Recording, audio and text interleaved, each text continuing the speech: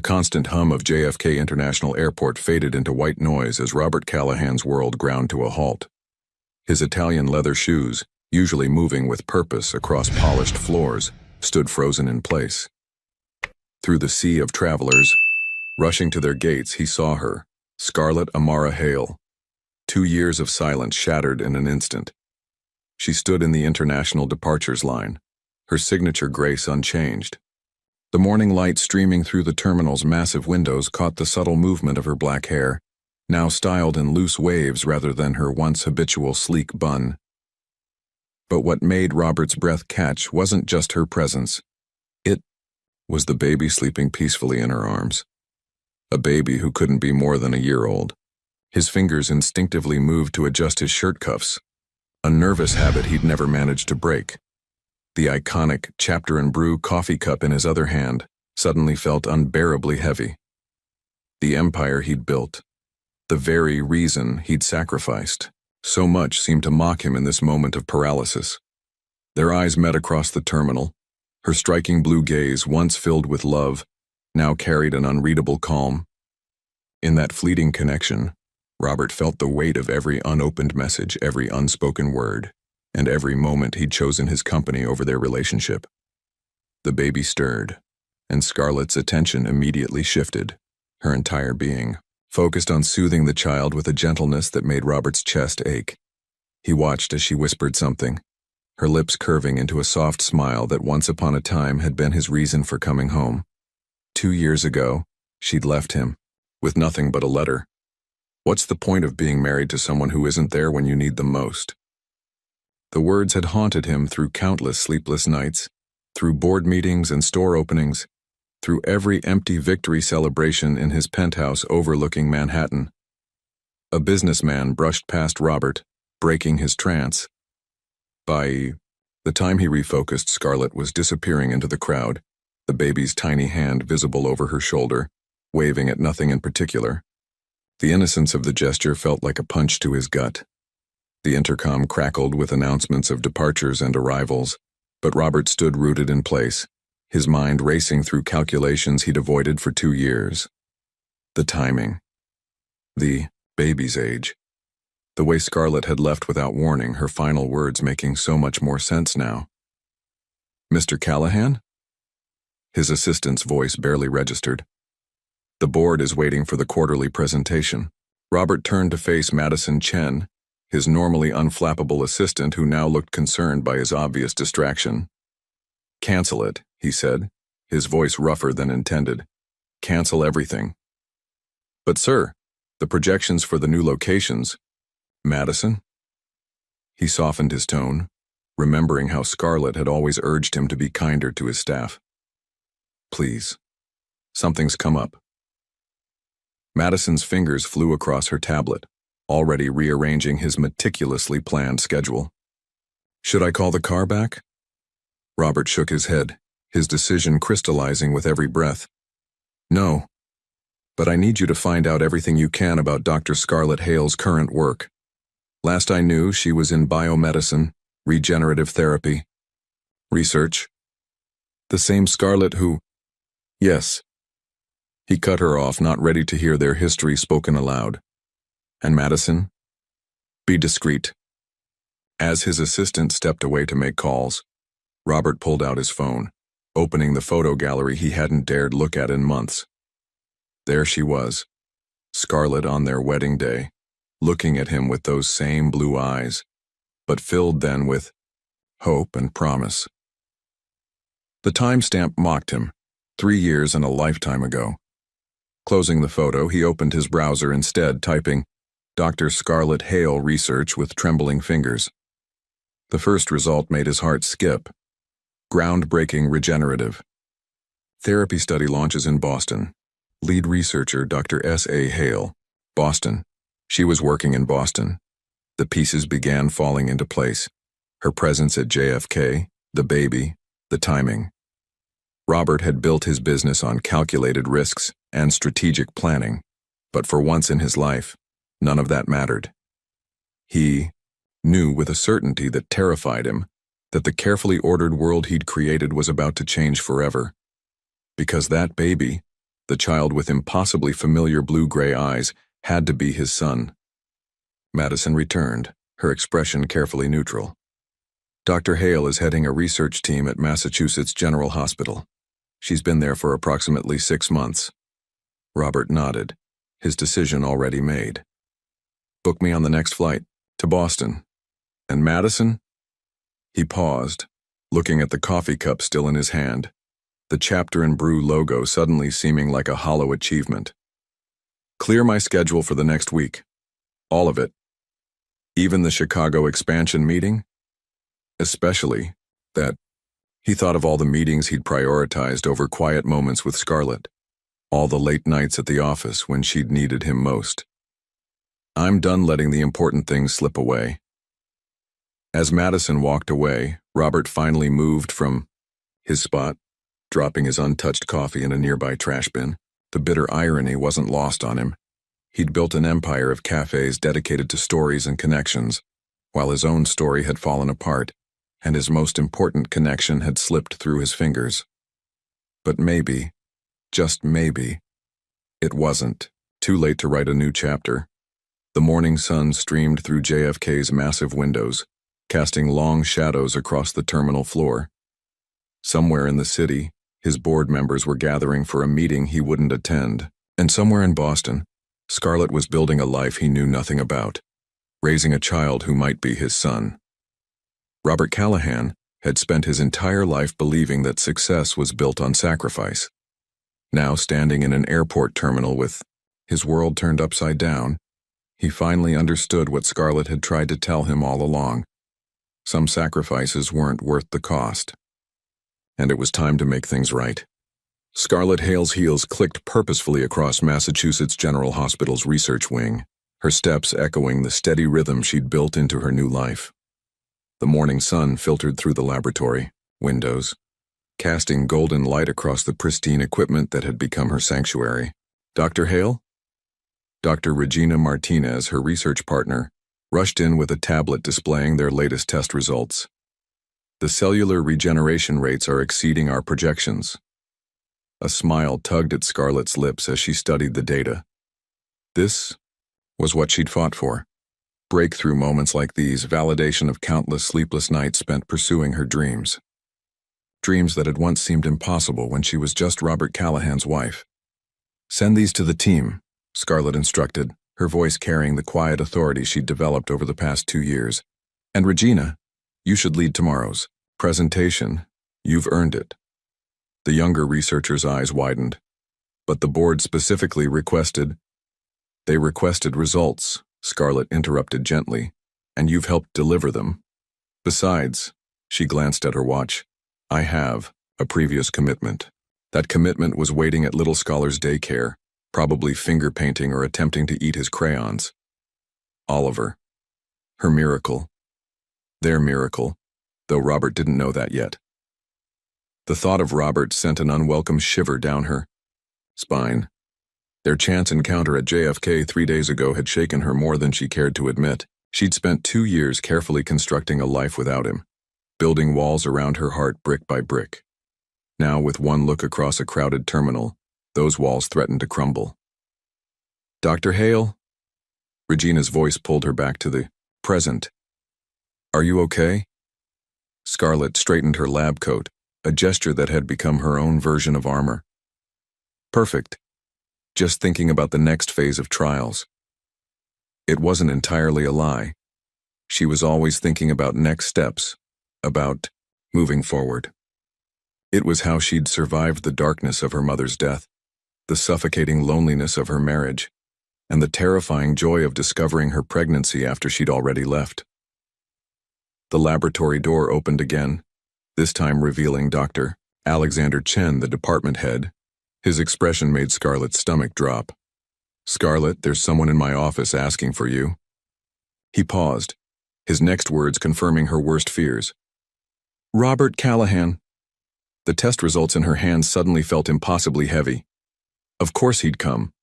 The Robert she knew, the Robert she'd loved, never let anything slip through his fingers once he set his mind to it.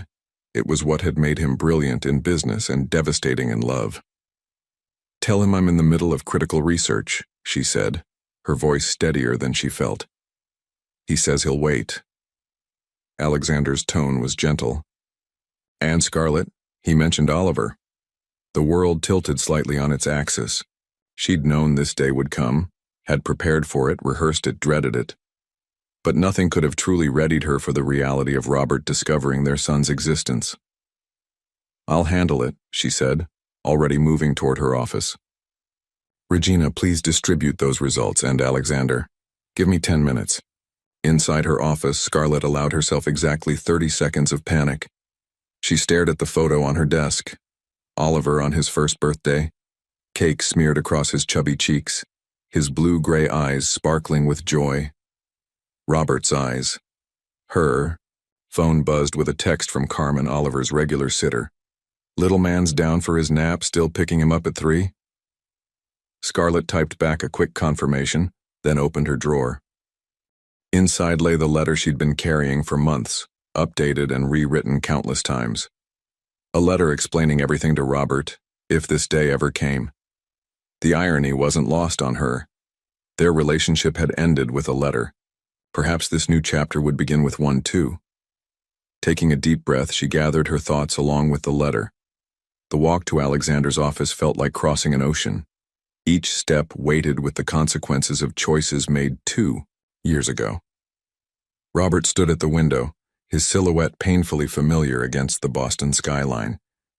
He'd changed his suit since the airport, dark gray now, impeccably tailored as always. Some things never changed. You found me faster than I expected, she said, closing the door behind her. He turned, and the look in his eyes nearly broke her resolve. Gone was the distant businessman she'd left behind. In his place stood a man, haunted by questions she'd have to answer. Why didn't you tell me? His voice was raw, stripped of its usual corporate polish. Scarlett moved to Alexander's desk, placing the letter between them like a shield. The same reason I left the first letter. You weren't there, Robert. You were never there. I had a right to know about my son. Did you? The words escaped. Before she could stop them, years of hurt bubbling to the surface. You had a right to know about my mother's cancer too, but you missed every appointment. You had a right to be there when she died, but you were in Seattle, opening another cafe. Robert flinched as if she'd struck him. I was building a future. For us. No. Scarlett's voice softened. You were building a future for yourself. The day I left, do you know what I realized? I couldn't remember the last time we'd had dinner together. The last time you'd asked about my research. The last time you'd really seen me. She pushed the letter toward him. Everything you want to know is in there. Oliver's medical history, his schedule, his favorite books. He loves dogs, classical music, and those little rice puffs that dissolve on his tongue. He's perfect, Robert, and I won't let anyone hurt him, not even his father. Robert picked up the letter with trembling hands. I want to be part of his life. I know. Scarlett moved toward the door, needing space to breathe. But understand this. Being Oliver's father doesn't mean being my husband again. That chapter is closed. Scarlett. Her name on his lips still held power, still made her heart skip. I've changed. She turned back one last time, meeting his gaze steadily. So have I. That's what happens when you learn to choose yourself. She pulled a business card from her lab coat pocket. This is Carmen's number. She watches Oliver while I work. Call her tomorrow at 10. You can meet him then. Thank you, Robert whispered, clutching both the letter and card like lifelines. Don't thank me yet. Scarlett's hand rested on the doorknob. Being a parent isn't like running a company, Robert. You can't delegate the hard parts. You can't reschedule when it gets inconvenient. You have to show up, really show up, every single day. With that, she stepped out, letting the door click shut behind her. The sound echoed with finality, marking the end of one chapter and the beginning of another. Back in her office, Scarlett sank into her chair, allowing herself a moment of vulnerability before her next meeting. On her desk, Oliver's photo seemed to smile encouragingly.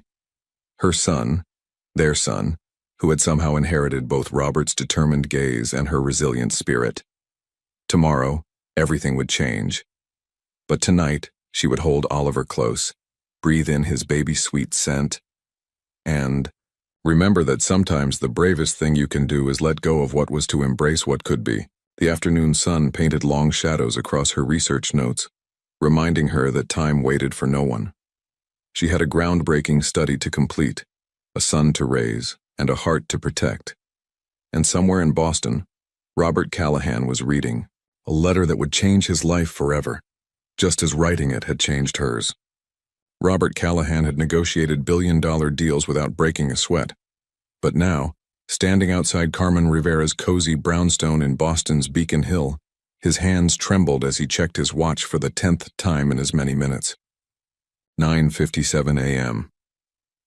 The letter Scarlett had given him was folded carefully in his breast pocket, its edges worn from countless readings over the past 24 hours. Every detail about Oliver felt precious. His birth weight, 7 pounds 2 ounces, his first word, Mama, his favorite stuffed animal, a gray elephant named Trunks. At exactly 10 a.m., Robert pressed the doorbell. The sound of tiny feet pattering across hardwood floors made his heart race. Carmen opened the door, her warm brown eyes assessing him carefully. She was younger than he'd expected, maybe in her early 30s, with a gentle presence that immediately put him at ease. "Mr. Callahan," she said, stepping aside. "Dr. Hale called ahead. Oliver's just finished his morning snack." Robert stepped into the sunlit living room, transformed into a child's paradise with soft playmats, educational toys, and books everywhere. In the center of it all, seated on a tiny blue chair, was his son. Oliver looked up from his picture book, those familiar blue-gray eyes, his eyes, wide with curiosity. The boy's brown hair fell in soft waves across his forehead, and his cheeks held the same rosy tint Robert remembered from his own childhood photos. "Hi, Oliver," Robert managed, his voice hardly more than a whisper. The boy tilted his head, studying this stranger with an intensity that was pure Scarlet.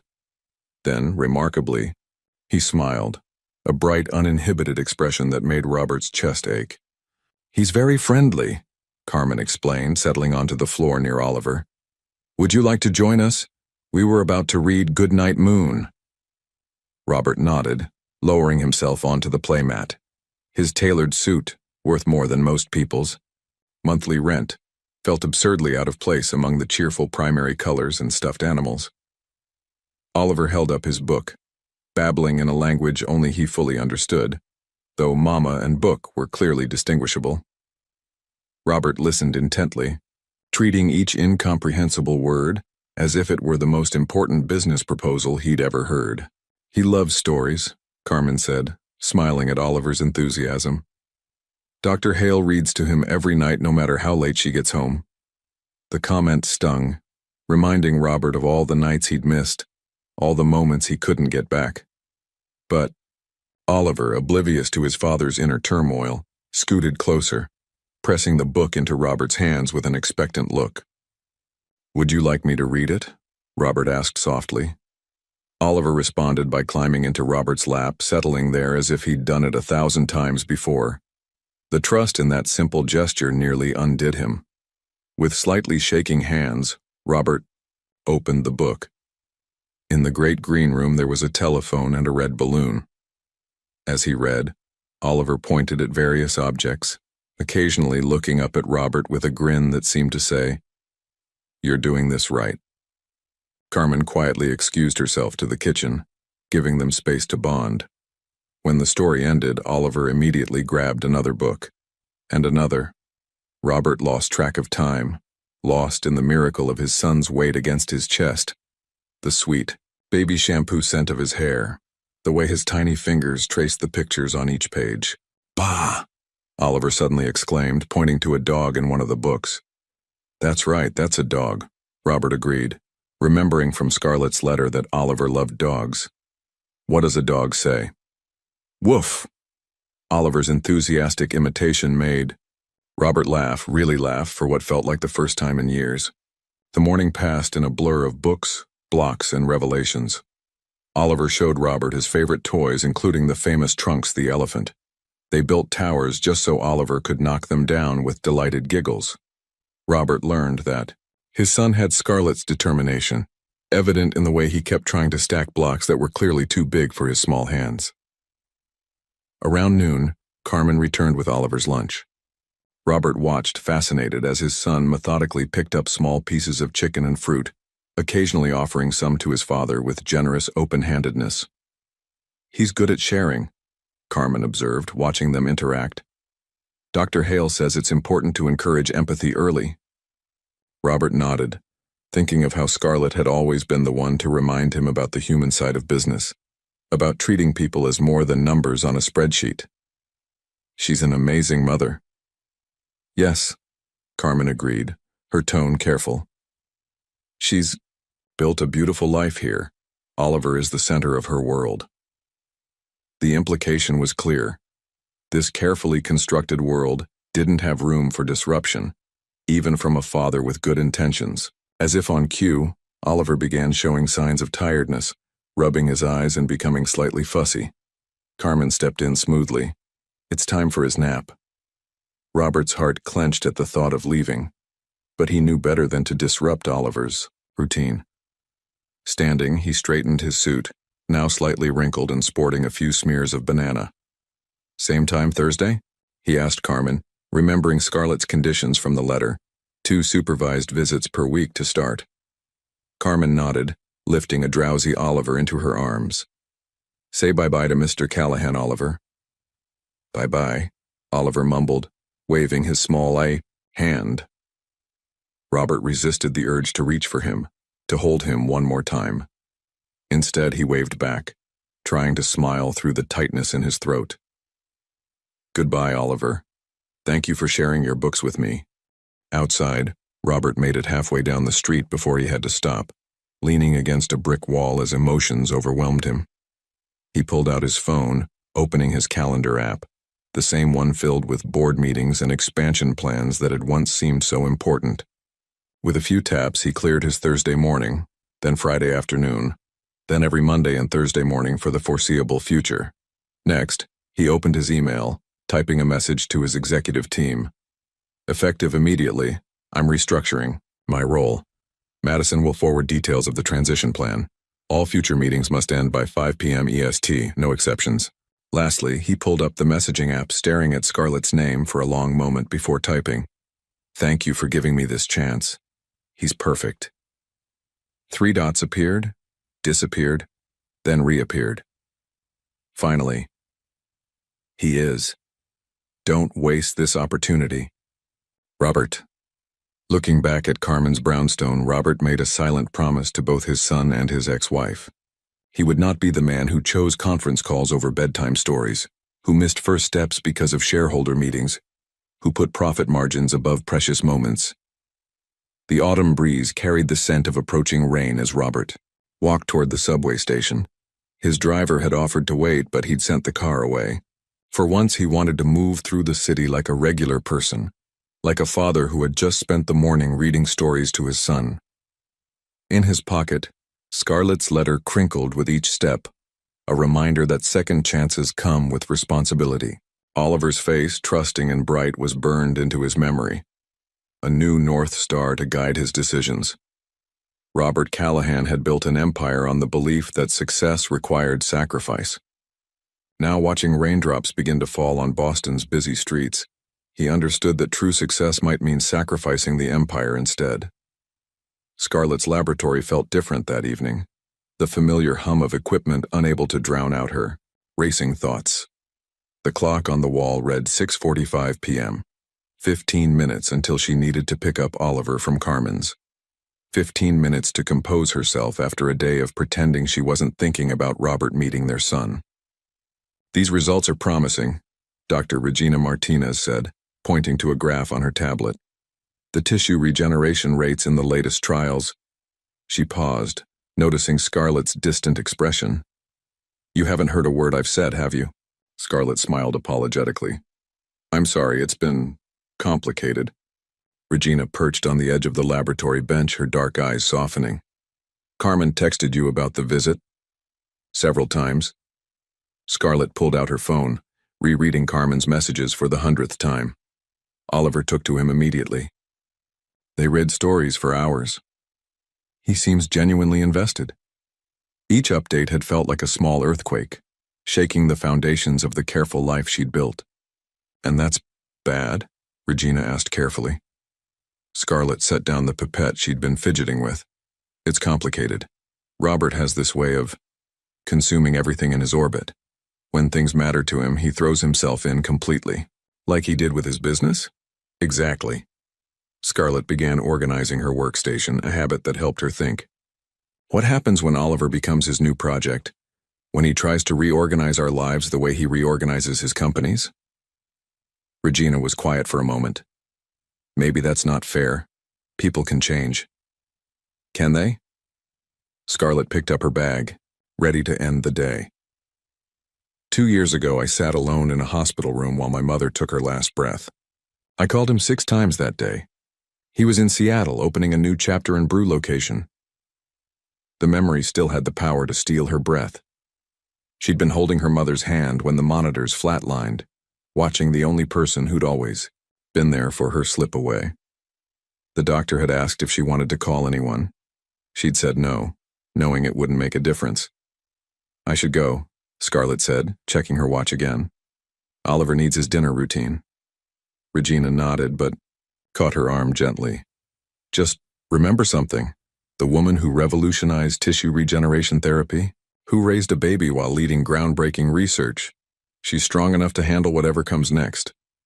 Scarlett squeezed her friend's hand in thanks before heading out into the cool evening air. The walk to Carmen's usually helped clear her head, but tonight every step seemed to echo with questions she wasn't ready to answer. When she reached the familiar brownstone, she paused at the sight of Oliver's favorite stuffed elephant sitting in the window, accompanied by a new friend, a small plush dog with floppy ears. Carmen opened the door before she could ring the bell. He's just waking up from his afternoon nap. Inside, Oliver's face lit up at the sight of her. Mama! He toddled over, clutching both Trunks and the new dog. Hello, my love. Scarlett scooped him up, breathing in his familiar scent. Who's your new friend? Bah! Oliver thrust the dog toward her face enthusiastically. Carmen smiled. Mr. Callahan brought it. He remembered Oliver's reaction to the dog in the book they read. Together. Something twisted in Scarlett's chest. It was such a small gesture, but so specifically thoughtful. The Robert she'd fallen in love with had been like that, noticing little details, making grand gestures out of tiny moments. He asked about Oliver's routine. Carmen continued, helping, gather Oliver's things. Wanted to know everything, favorite foods, nap schedule, which songs he likes at bedtime. Of course he did, Scarlett murmured, more to herself than Carmen. Robert had always approached new challenges with meticulous attention to detail.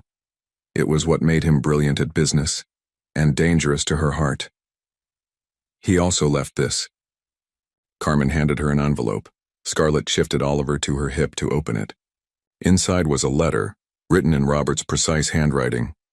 Scarlett, today I learned that our son loves the color blue, can stack 5 blocks before they topple, and has your exact laugh.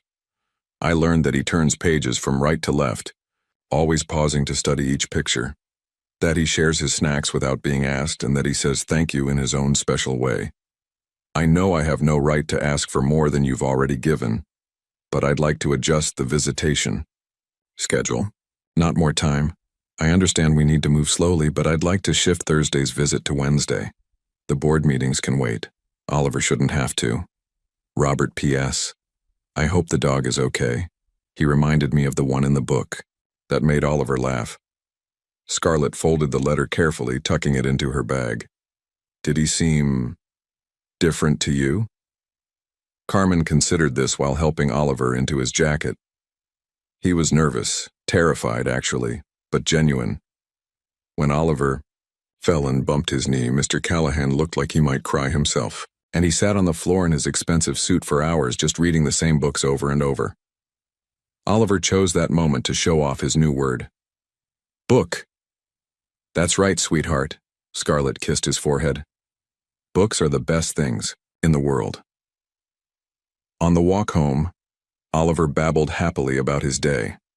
A mix of real and invented words that painted a picture of stories and playtime and new discoveries. The new stuffed dog, which Oliver had apparently named Ba, was clutched, firmly in one arm while Trunks occupied the other. In their apartment, as Scarlett went through their evening routine, dinner, bath, story time, she found herself studying Oliver's features more closely than usual. The way his eyebrows furrowed in concentration as he tried to feed himself pasta. The determined set of his jaw when building with blocks. So many little pieces of Robert, woven seamlessly into their son's being. Later, after Oliver was asleep, Scarlett curled up on her window seat, pulling out her phone. She stared at Robert's contact information for a long moment before typing, "Wednesday works. Same time." His response came quickly. "Thank you. Sweet dreams, Oliver." Scarlett smiled despite herself. He hadn't wished her sweet dreams, hadn't presumed that right. Another small detail. Another sign that maybe, just maybe, he really was trying to respect her boundaries. She looked out at the Boston skyline, the city lights twinkling like stars. Somewhere out there, Robert was probably still awake too, perhaps looking at the same lights, thinking about the same little boy. The walls she'd built around her heart were still standing, but maybe, just maybe, it was okay to install a few windows, not for Robert, but for Oliver. For the chance to give their son something she'd never had. Two parents who could put his needs above their own complicated history. Regina's words echoed in her mind. She was strong enough to handle whatever came next. Strong enough to protect her heart while opening her life. Strong enough to be Oliver's mother and her own person, even as Robert found his place in their world. She pulled out her research notes, settling in for an hour of work before bed. Tomorrow would bring new challenges, new boundaries to navigate. But tonight she had formulas to review, theories to prove, and a sleeping toddler who believed in both stuffed elephants and second chances. Robert was halfway through his Wednesday morning visit with Oliver when the storm hit, both literally and figuratively. Rain lashed against Carmen's windows as thunder rolled across Boston's skyline. But it was the phone call that changed everything. Dr. Hale collapsed in the lab, Carmen said, her face pale as she hung up the phone. They're taking her to Mass General's emergency room. Robert's world tilted on its axis. Oliver, sensing the tension, clutched his stuffed dog closer. "Mama?" "She'll be okay, buddy," Robert said automatically, even as his mind raced through possibilities. He turned to Carmen. "Who's authorized to take Oliver if something happens?" "Dr. Hale gave me a list. You're on it. She added you last week." Carmen was already gathering Oliver's emergency bag, but the hospital specifically asked for you. Something about being listed as her emergency contact years ago. Robert remembered. They'd never updated the paperwork after the divorce. Another loose end in their unraveled life. "I'll take him," Robert said, scooping up Oliver. "Can you pack his favorite books? And trunks?" Carmen moved efficiently, years of childcare experience evident in her calm crisis management. "Already packed. There's also a change of clothes, snacks, and his medicine in case his allergies act up." Oliver's little arms wrapped around Robert's neck, his face pressed against his father's collar. "Want Mama? We're going to see her right now," Robert promised, his voice steady despite the fear churning in his gut. He'd seen Scarlett in a hospital once before. The day her mother died. The day he wasn't there. Not this time. The rain had intensified by the time they reached his waiting car. Robert secured Oliver in the car seat Carmen had helped install last week, double-checking every strap while his driver Michael held an umbrella over them. "Mass General," Robert instructed, sliding into the back seat beside Oliver. "And Michael? Every safe shortcut you know." As they navigated Boston's rain-slicked streets, Robert divided his attention between his phone and his son. Oliver was unusually quiet, those intelligent eyes watching the rain streak across the windows. "Ba sad?" Oliver asked, patting his stuffed dog. "Ba's just worried about Mama," Robert explained softly. But doctors are helping her. Remember the doctors in your books, with the special white coats? Oliver nodded solemnly. Help Mama better. That's right, buddy. Robert's throat tightened. When had his son gotten so perceptive, so emotionally aware? Another miracle he'd almost missed. At the hospital, Robert carried Oliver through fluorescent-lit corridors, following directions to the emergency department. He found Regina Martinez, pacing in the waiting room, still in her lab coat. Robert. She looked relieved to see him. They're running tests. She was working late again, skipped lunch. Her blood sugar crashed during the afternoon presentation. The familiar guilt rose in Robert's chest. How many meals had Scarlett skipped during their marriage while he worked late? How many times had she pushed herself too hard, trying to balance everything alone? Has she been doing this often? He asked Regina. The research is at a crucial stage. Regina's expression softened as Oliver reached for her. Hey, little man. Your mama's going to be fine. She's just been working too hard trying to change the world. A nurse appeared, clipboard in hand. Family of Scarlett Hale? Here. Robert stepped forward, Oliver secure in his arms. I'm Oliver's father. The nurse nodded. She's asking for both of you. Room 204. Regina squeezed Robert's arm. I'll handle the research team. Just take care of them. Scarlett lay in the hospital bed looking smaller than Robert remembered, an IV drip attached to her arm. Her eyes, fixed immediately on Oliver, relief washing over her face. There's my brave boy, she said, voice weak but warm. Oliver practically lunged from Robert's arms toward his mother. Robert helped him settle carefully beside Scarlett on the bed, mindful of the IV lines. Mama sick? Oliver patted her hand with concern. Mama just forgot to eat her lunch, Scarlett explained, running her fingers through Oliver's hair. Silly Mama. Very silly, Robert couldn't help adding, earning a ghost of a smile from Scarlett. You didn't have to come, she said, but her eyes told a different story. Yes, I did. Robert pulled up a chair. Besides, someone needs to give you the lecture about taking care of yourself. I learned it from you, remember? The memory hung between them, Scarlett forcing him to eat during marathon business meetings, insisting that no deal was worth his health. The irony wasn't lost on either of them. Oliver, oblivious to the undercurrents, pulled Ba and Trunks from his bag. Make better, he declared, placing both stuffed animals beside Scarlett. Best medicine ever, Scarlett whispered, kissing his forehead. Robert watched them together, his chest aching with a familiar mixture of love and regret. The doctor wants to keep you overnight for observation. I can take Oliver. No. Fear flashed across Scarlett's face. I've never spent a night away from him. Then we'll stay. The words came naturally. I'll have Michael bring supplies from your apartment. Carmen gave me the spare key for emergencies.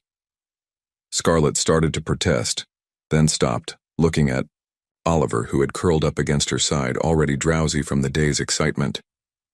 Okay, she said finally. But Robert, this doesn't change. I know. He held up a hand. This isn't about us. It's about him. About being the parents he deserves. Hours passed in the small hospital room. Robert worked remotely, rescheduling meetings and delegating decisions. He helped Oliver eat dinner, read stories, and finally settle into an uneasy sleep on the fold-out chair. Around midnight, with Oliver peaceful under a hospital blanket, Scarlett spoke softly. Thank you for being here, for knowing what he needed. Robert looked up from his laptop. I'm learning. Finally. Yes, she agreed, watching their sleeping son. You are. A comfortable silence fell, broken only by the steady beep of monitors and Oliver's soft breathing. Outside, the storm continued, but in this moment, they were sheltered. Not as husband and wife, but as parents finding their way through uncharted territory. Regina said the research is going well, Robert ventured. We're close to something revolutionary. Pride crept into Scarlett's voice. Tissue regeneration that could help burn victims, cancer patients. She trailed off, and Robert knew she was thinking of her mother. She'd be proud of you, he said quietly. Of everything you've built. Of him. Scarlett's eyes glistened. I hope so. Oliver stirred in his sleep, clutching Ba closer. Both parents watched, hearts full of different but equally powerful loves. Scarlett? Robert's voice was barely a whisper. I know things can't go back. I don't expect them to, but maybe they can go forward in whatever way works for him. She studied him in the dim light, seeing not the polished businessman who had chosen ambition over love, but the father who had sat in rain-soaked traffic holding their son's hand, who had brought stuffed animals and favorite books, who was, finally, learning to be present. Maybe, she conceded, one day at a time. It wasn't forgiveness. It wasn't reconciliation. But as the storm raged outside and their son slept peacefully between them, it felt like something equally precious. A beginning. Boston's autumn painted the streets in amber and gold as Scarlett made her way through the hospital's revolving doors, Robert following with Oliver in his arms. The morning light caught the remnants of last night's storm in puddles and droplets, making the world seem newly washed. I can carry him, Scarlett insisted for the third time, though her voice still held the weakness that had kept her hospitalized overnight. You can barely carry your purse, Robert countered, adjusting Oliver's sleeping weight against his shoulder. Doctor's orders were clear, rest for 48 hours. They reached Robert's waiting car where Michael stood ready with an umbrella, though the rain had long since passed. Scarlett noticed a new car seat installed behind the driver's side, not the temporary one from yesterday, but a high-end model, in Oliver's favorite shade of blue. When did you? This morning, Robert answered, carefully transferring Oliver without waking him. Had it delivered at dawn. The review said it's the safest on the market. Of course he'd researched car seats at dawn. He was still Robert Callahan after all, the man who approached every challenge like a business proposition requiring thorough analysis. But he was also something else now. Something evident in the gentle way he secured Oliver's straps, in how he'd remembered to bring Ba and trunks from the hospital room, in the quiet efficiency with which he'd managed their son's needs while Scarlett recovered. I can take a cab home, she offered weakly. Robert's expression shifted to one she recognized, from their marriage, the look that meant he was trying very hard not to roll his eyes. Get in the car, Scarlett. She did, if only because arguing required energy she didn't have. The leather seats were heated, and classical music played softly, Debussy's Clair de Lune, Oliver's favorite naptime melody. Another detail Robert had apparently filed away. As they drove through Boston's morning traffic, Scarlett found herself studying Robert's profile. He'd changed into a fresh suit sometime during the night, but exhaustion lined his face. Had he slept at all? Regina called, he said, keeping his voice low to avoid waking Oliver. She's handling the research presentation. Said to tell you, the board was impressed with the preliminary results even without your final remarks. I should call her, already thanked her, and rescheduled your meetings for next week. He glanced at her. Your team cares about you, Scarlett.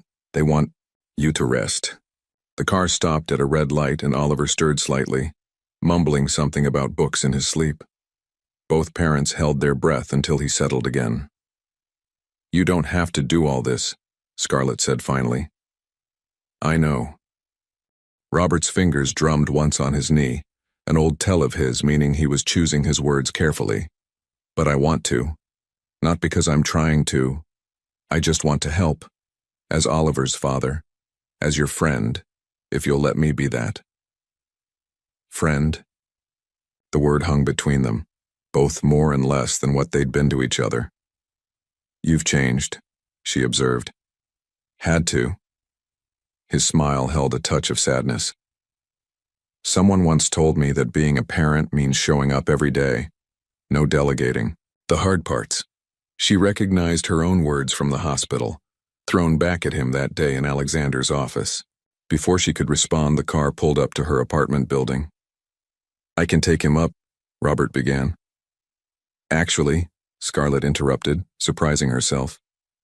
Would you mind staying? Just until he wakes up. He might be confused after the hospital. Relief flickered across Robert's face. Of course. Upstairs, Robert laid Oliver in his bed while Scarlett changed into comfortable clothes. When she emerged from her room, she found Robert in the kitchen, efficiently unpacking bags she hadn't noticed him bringing in. Carmen mentioned you were running low on groceries, he explained, storing containers in her refrigerator. I had Michael stop at Whole Foods while you were being discharged, and before you protest, he held up a hand. This is just meal prep. Regina said you've been skipping lunches. You and Regina seem to have gotten quite chatty, Scarlett observed, sinking into a kitchen chair. She cares about you and Oliver. Robert moved through her kitchen with surprising familiarity, finding plates and utensils. She told me about the research you're doing, about how it could help people like your mother if you'd had it then. Scarlett's throat tightened. Robert, I should have been there. He stopped organizing, gripping the counter's edge. When she was sick, when she died, you called 6 times that day. 7, she corrected softly. 7. He turned to face her, and the raw honesty in his expression made her heart stutter. I was standing in a new chapter and brew location arguing about the placement of coffee machines while you were saying goodbye to your mother alone. I'll never forgive myself for that. Before Scarlett could respond, a small voice called from the bedroom. Mama? Dada? They found Oliver sitting up in bed, hair mussed from sleep, clutching Ba and Trunks. His face lit up at the sight of them both. Mama better? He asked, reaching for Scarlett. She sat on the edge of his bed, letting him crawl into her lap. Much better, sweetheart. Thanks to you and Dada. The word felt strange on her tongue. They hadn't discussed what Oliver would call Robert. But watching their son's face brighten at the term, seeing Robert's careful mask crack with emotion, she knew it was right. How about some breakfast? Robert suggested, his voice slightly rough. I bought those rice puffs you love. Oliver clapped his hands. Yes, Ba hungry too. They ended up in the kitchen, Oliver in his high chair while Robert prepared a breakfast that proved he'd been paying attention to their son's preferences. Rice puffs arranged in a smiley face, banana slices cut exactly the right size. Even Scarlett's coffee appeared, prepared the way she'd always taken it, splash of cream, cinnamon on top. You remembered, she said, surprised. I remember everything. Robert handed Oliver his sippy cup. I just didn't show it before. Didn't think I had to because work was more important. I was an idiot.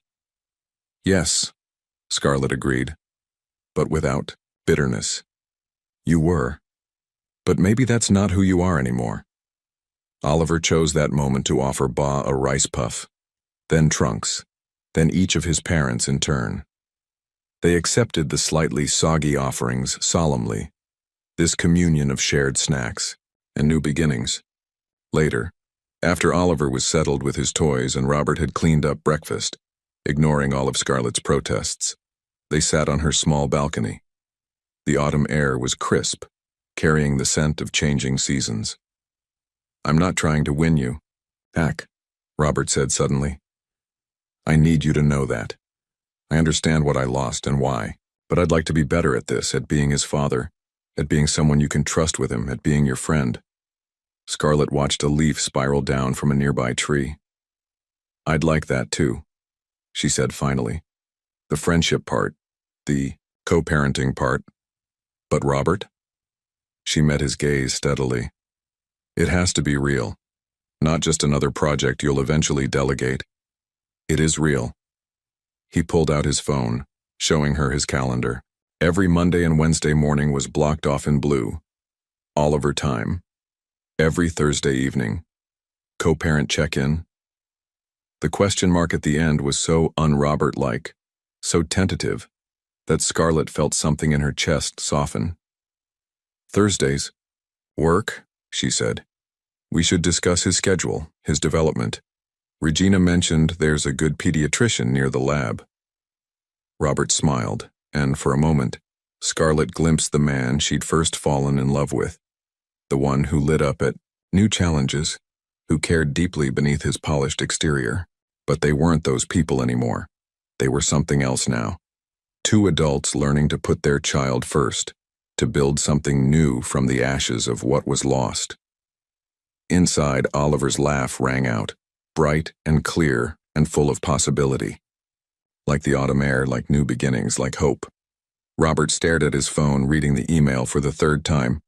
The chapter and brew board wanted an emergency meeting in Seattle, tomorrow. His carefully structured world of morning visits and Thursday check-ins threatened to unravel with a single notification. Through his office window, Boston's skyline glittered in the late afternoon sun. He'd moved his entire operation here, renting temporary office space and managing remotely, all to be near Oliver. Now, 6 weeks into their new routine, the past was calling. His phone buzzed, a video message from Carmen. Oliver, wearing his favorite blue sweater, waved at the camera. "Hi, Dada. Look." The toddler proudly held up a finger painting, abstract swirls of blue and green that made Robert's heart ache. Tomorrow was Wednesday. Oliver time. Robert's fingers hovered over Scarlett's contact. They'd built a fragile trust over the past weeks.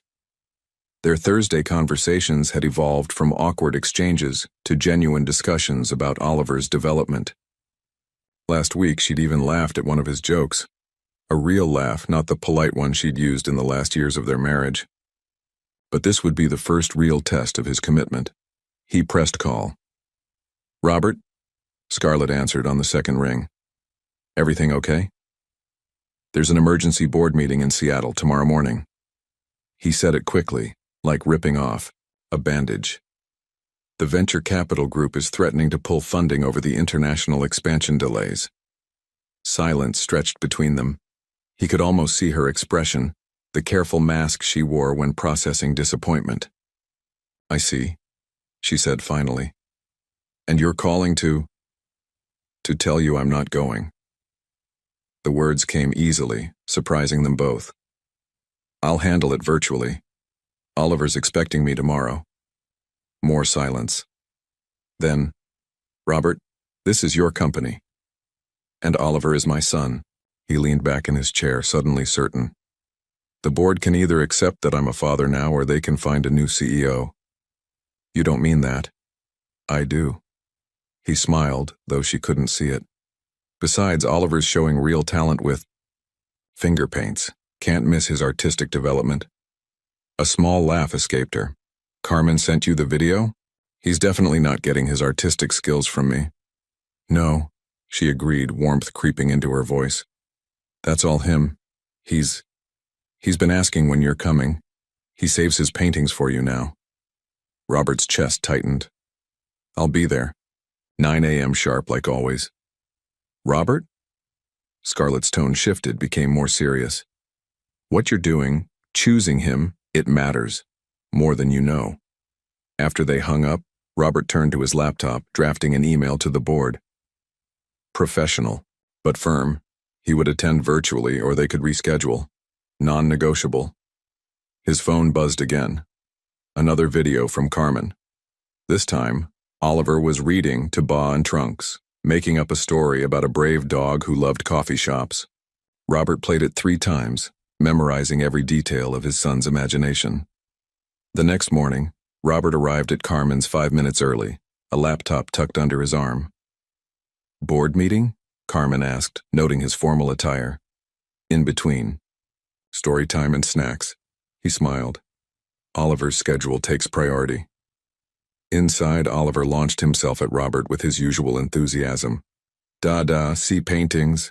For the next hour, Robert sat on the floor in his $1,000 suit, admiring every colorful creation while his phone buzzed with meeting notifications. Oliver proudly explained each masterpiece, his vocabulary growing more impressive by the day. At 10:30, Carmen helped set up Robert's laptop in the kitchen while Oliver had his snack. The board members' faces appeared on screen, their expressions ranging from annoyed to resigned. "Gentlemen," Robert began, but a small voice interrupted. "Dada, Ba wants rice puff." The board members' eyebrows rose collectively as Robert turned away from the camera. Just one, buddy. Remember to share with Trunks. When he turned back, something had shifted in the virtual room. The CEO of Boston Capital was smiling. My grandson's about that age, he said. Never shuts up during Zoom calls either. The tension broke. They discussed the funding crisis, found solutions that didn't involve immediate travel. Robert participated fully while helping Oliver stack blocks and prevent Ba from eating too many rice puffs. By noon, when Scarlett arrived for her lunch visit, another new routine they'd established, the crisis was resolved. She found Robert and Oliver on the floor, surrounded by toys and corporate documents. Mama, Oliver ran to her. Dada did meeting. Ba helped. Scarlett took in the scene. Robert's slightly rumpled suit, the laptop showing post-meeting graphs, their son's proud face. Successful meeting? Very. Robert stood straightening his tie. Though Ba drives a hard bargain, had to promise 3 stories before he'd approve the Asia-Pacific expansion. A real smile spread across Scarlett's face. Sounds like someone inherited your negotiation skills. God help us all.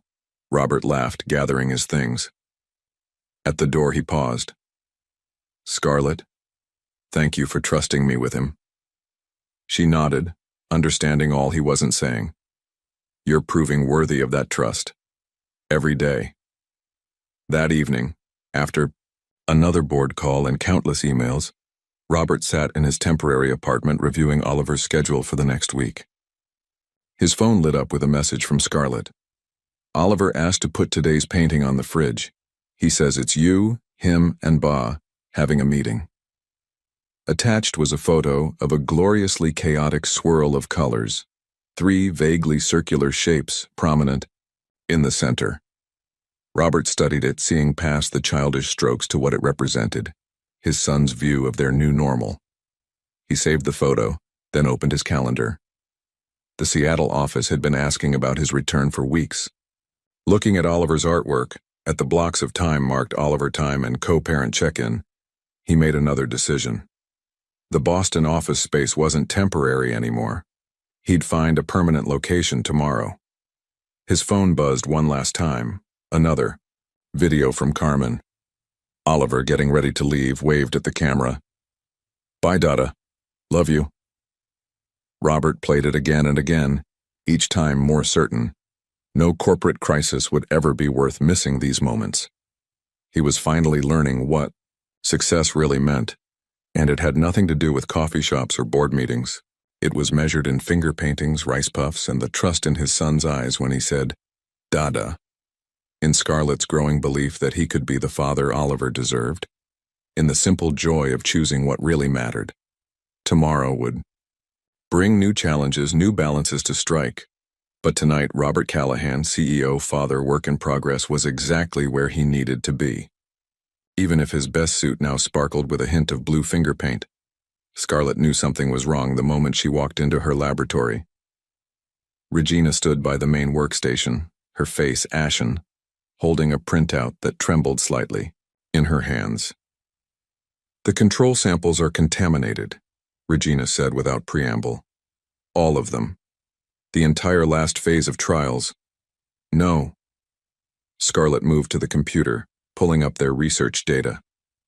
That's not possible. We followed every protocol, every safety measure. It was the new refrigeration unit. Regina's voice cracked. The temperature fluctuated overnight. 3 months of work, Scarlett. The board presentation is in 2 days. The implications hit like physical blows. Their breakthrough research, the treatment that could help thousands, the legacy she was building in her mother's memory, all of it threatened by a faulty piece of equipment. Her phone buzzed. Carmen sending the usual morning photo of Oliver. He was wearing the new sweater Robert had brought him, proudly showing off a tower of blocks. The sight, normally a source of joy, now twisted her stomach into knots. She had 2 days to salvage 3 months of research. Oliver had his first pediatrician appointment with Robert tomorrow, their first major co-parenting milestone. Call everyone in, Scarlett decided. We're running new trials. Now. Hours blurred together. The research team worked with desperate efficiency, repeating experiments, analyzing data, searching for any salvageable results. Scarlett's phone accumulated missed calls from Carmen, then from Robert. At 7 p.m., Regina touched her arm. "Scarlett? It's Oliver's bedtime."